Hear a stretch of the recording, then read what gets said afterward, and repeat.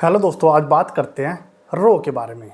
रो आपने सुना होगा, रो इंडिया की इंटेलिजेंस एजेंसी है जिसका पूरा नाम है research analysis and wing. Okay, ये इंटेलिजेंस एजेंसी है। पहले सुर्खियों में ये पाकिस्तान और चाइना की वजह से बनी रहती थी, क्योंकि पाकिस्तान रो से पहले ही खूब खाता है और चाइना दूसरे नंबर पे है। जो चाइना देश है वो भी रो से खूब खाता है, इसलिए वो उनकी वजह से तो चर्चा में थी। लेकिन अब क्यों चर्चा में है वो भी बता देते हैं आपको।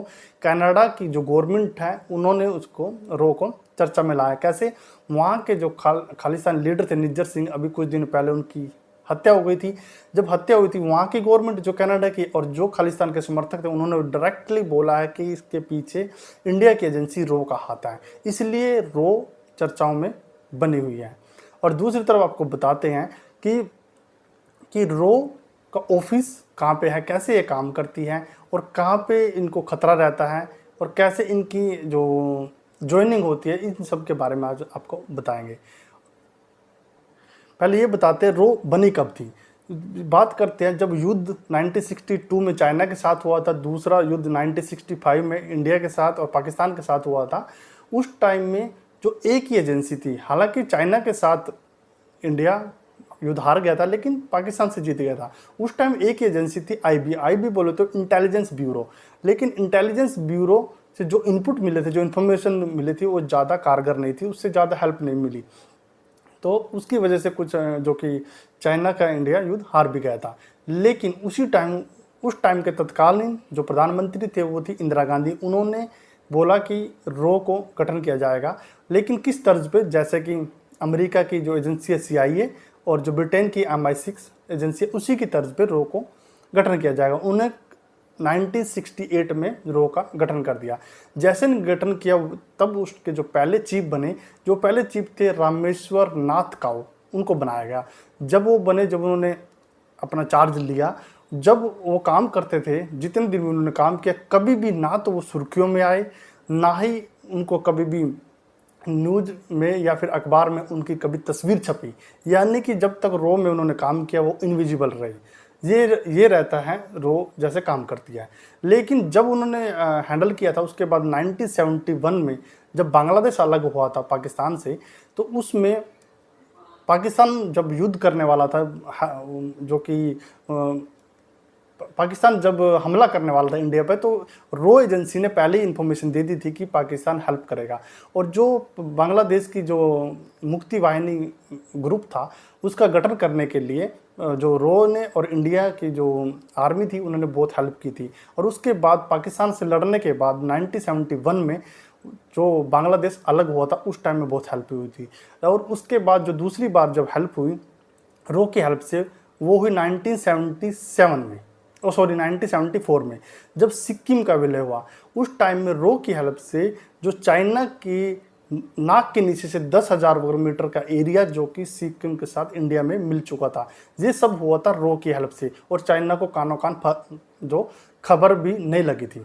तो ये तो था दो वाक्य जो कि जिससे हेल्प मिली थी। अब उससे आपको थोड़ा बता देते हैं कि जो पूर्व जो रो के चीफ हैं, वो विक्रम सूद, उन्होंने बताया है कि जैसे कि जो इनकी भर्ती होती है रो में, जो सोल्जर लिए जाते हैं, उनका कहना है कि कुछ आर्मी से आते हैं, कुछ CISF से, तो कुछ पुलिस से आते हैं। और लेकिन आज के टाइम में जो रो में जो ज्वाइनिंग होती है, उसमें कुछ सॉफ्टवेयर इंजीनियर भी हो सकते हैं, उसमें हैकर भी हो सकते हैं, यानी कि उनको भी प्रायोरिटी दी जाती है जो कि रो के अंदर।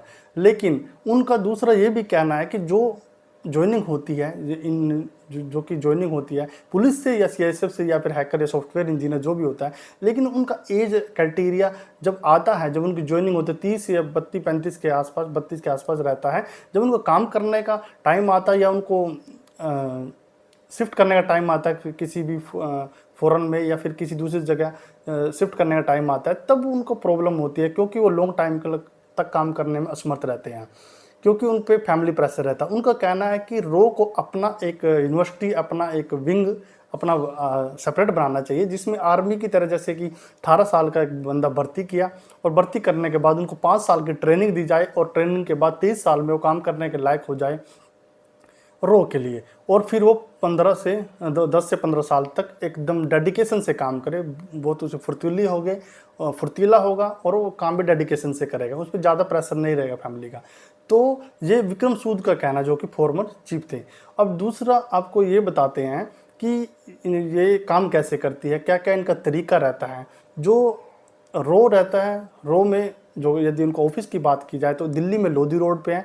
इनकी जो रिपोर्टिंग रहती है डायरेक्ट जो पीएम को रहती है, और इनका जो जो टारगेट रहता है जो कि फॉरेन में यानी कि विदेश में जाकर, जो कि टेररिस्ट अटैक से जो टेररिस्ट रहते हैं, जो भी विदेशों से इंडिया पे हमला करते हैं, उनको रिमूव करना और खुफिया इन्फॉर्मेशन कलेक्ट करना विदेश में जाकर, और वहाँ के जो आतंकवादी गतिविधियाँ रहती हैं उनको रोकना, और विदेशों में जाकर किसी भी अलग देश में जाकर वहाँ पे कोई भी टास्क दिया जाता है उसको एग्जीक्यूट करना। ये सब काम रहते हैं एक रो के सोल्जर के। और ये जो रो में दो प्रकार के ये ऑफिसर होते हैं, एक तो जो हैंडलर होता है, एक जो फील्ड पे काम करता है। जो फील्ड पे काम करता है उसको कुछ नहीं पता होता कि कहाँ पे जाना है, क्या टास्क है, क्या, उसको सिर्फ एग्जीक्यूट करना है। जो हैंडलर होता है वो सीधा ऑफिस में बैठ के उसको हैंडल करता है, वहीं से पूरा का पूरा ऑपरेट किया जाता है। जो हैंडलर है पूरा का पूरा उसको इन्फॉर्मेशन देता है, वहाँ पे जाना है, वहाँ पे ये काम करना है, वहाँ पे एग्जीक्यूशन करना है, ये सब होता है। ये भी हो सकता है कि जो हैंडलर है और जो फील्ड पे जो रो का जो एजेंसी का जो बंदा है जो काम कर रहा है, हो सकता है कभी भी ना मिले, क्योंकि वो इन्फॉर्मेशन। और आपको ये भी बता देते हैं रो का जो एम्प्लॉय रहता है उसको कैसे खतरा रहता है। एक बार रो का एक जो एजेंसी का बंदा था जो कि पाकिस्तान में एक रेकी कर रहा था, जो कि पाकिस्तान में जब वो रह रहा था, काम कर रहा था, तो वहाँ पे पाकिस्तान की जो गवर्नमेंट थी परमाणु परीक्षण पे काम कर रही थी, वहाँ के डॉक्यूमेंट चुरा के जो इंडिया के उस टाइम के 1977 की बात है, उस टाइम में मोरारजी देसाई इंडिया के प्रधानमंत्री थे, उनको बोला था कि मैं 10,000 अमेरिकी डॉलर में ये डॉक्यूमेंट बेच रहा हूँ, आप ले लीजिए। लेकिन मोरारजी देसाई ने डायरेक्ट वहाँ के जो राष्ट्रपति थे पाकिस्तान के, उनको बता दिया था, और पाकिस्तान के राष्ट्रपति ने फिर उनके जब पूरे एजेंसी से जांच की, बात की उनकी आर्मी में, तब उनको वहाँ से मरवा दिया था। तो ये ऐसे भी खतरा रहता है दूसरे देश में जाकर, यदि ऐसे प्रकार की घटना हो जाए। यदि आपको ऐसा लगता है कि जैसे आपने बहुत सारी मूवी में देखा होगा कि रो के लोग ऐसे काम करते हैं, जैसे कि अक्षय कुमार की मूवी बेबी, या फिर एक था टाइगर जो कि सलमान खान की मूवी है, या फिर शाहरुख खान की मूवी है पठान, ऐसे लगता होगा कि ऐसे जो कि रो के काम करते हैं, बट ऐसा नहीं होता, क्योंकि वो एक मूवी है, ऐसे बिल्कुल भी काम नहीं होता। लेकिन रो का जो बंदा रहता है ऑलमोस्ट इनविजिबल रहता है, वो खुद भी अपनी फैमिली को नहीं बताता कि मैं किस एजेंसी में काम कर रहा हूँ, किसके लिए काम कर रहा हूँ, क्या हमारा टारगेट है, क्या हमारा प्रोजेक्ट है। वो इतना सीक्रेटली काम करते हैं, क्योंकि डायरेक्ट उनका जो रिपोर्टिंग रहती है पीएम से रहती है, उनका पूरा का पूरा जो ऑपरेशन रहता है, उनकी जो सर्विस रहती है बिल्कुल इनविजिबल रहती है। तो ये थी एक छोटी सी वीडियो जो रो के बारे में थी। आप कमेंट कर सकते हैं नेक्स्ट वीडियो किस टॉपिक पे लेके आए हैं। जल्दी आपके सामने दूसरा वीडियो लेके आएंगे, तब तक जय हिंद।